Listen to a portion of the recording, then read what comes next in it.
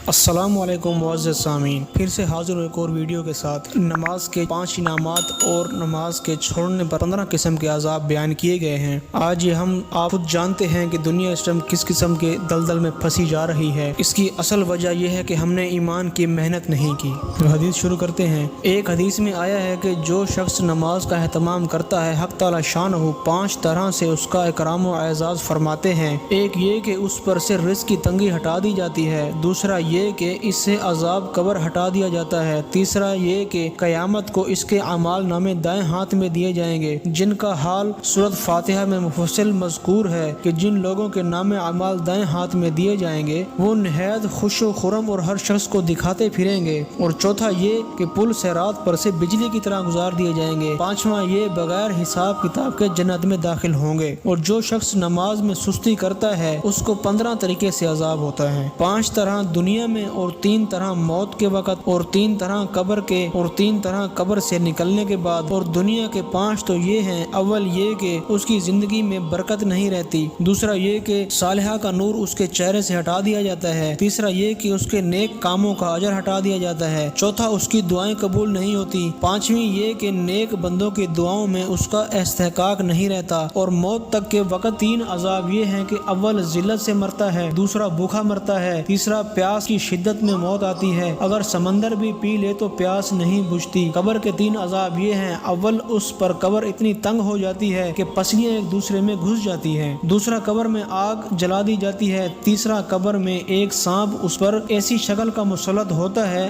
جس کی آنکھیں آگ کی ہوتی ہیں اور ناخن لوہے کے اتنے لمبے کہ ایک دن پورا چل کر اس کی ختم تک نہ پہنچا جائے، اس کی آواز بجلی کی کڑک کی طرح ہوتی ہے، وہ یہ کہتا ہے کہ مجھے میرے رب نے تجھ پر مسلط کیا ہے کہ تجھے صبح کی نماز ضائع کرنے کی وجہ سے آفتاب نکلنے تک مارے جاؤں، اور ظہر کی نماز ضائع کرنے کی وجہ سے عصر تک مارے جاؤں، اور پھر عصر کی نماز ضائع کرنے کی وجہ سے غروب تک، اور مغرب کی نماز کی وجہ سے عشاء تک، اور عشاء کی نماز کی وجہ سے صبح تک مارے جاؤں۔ جب وہ ایک دفعہ اس کو مارتا ہے تو اس کی وجہ سے وہ مردہ 70 ہاتھ زمین میں دھس جاتا ہے۔ اسی طرح قیامت تک اس کو عذاب ہوتا رہے گا، اور قبر سے نکلنے کے بعد 3 عذاب یہ ہیں کہ ایک حساب سختی سے کیا جائے گا، دوسرا حق تعالی شانہ کا اس پر غصہ ہوگا، تیسرا جہنم میں داخل کر دیا جائے گا۔ یہ کل میزان 14 ہوئی، ممکن ہے کہ 15واں بھول سے رہ گیا ہو، اور ایک روایت میں یہ بھی ہے کہ اس کے چہرے پر 3 سطریں لکھی ہوئی ہوتی ہیں، پہلی سطر اللہ کے حق کو ضائع کرنے والا، دوسری سطر اللہ کے غصے کے ساتھ مخصوص، تیسری سطر جیسا کہ دنیا میں اللہ کے حق کو ضائع کرنا آج تو اللہ کی رحمت سے مایوس ہے۔ اللہ رب العزت ہمیں عمل کرنے کی توفیق عطا فرمائے۔